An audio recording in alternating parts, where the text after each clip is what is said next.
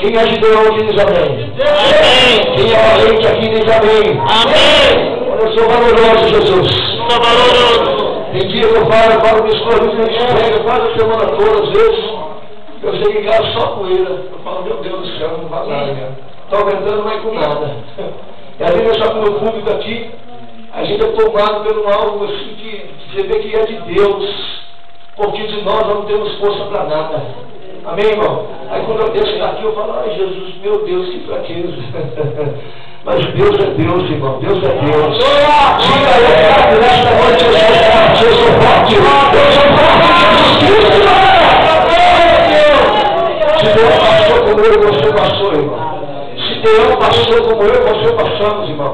Quantas vezes ele vem assim, ó. Aí começou assim na mesa, Sansão. Mulher ainda, meu Deus. Me conta os teus segredos, Sansão, porque a mulher quando quer uma coisa, conhece o maridão, né? Irmão? A família de toda a amizade, né? Quando a mulher quer uma coisa, irmão, meu Deus do céu, Jesus, meu Deus, toda respeito aos irmãos, que Deus abençoe vocês.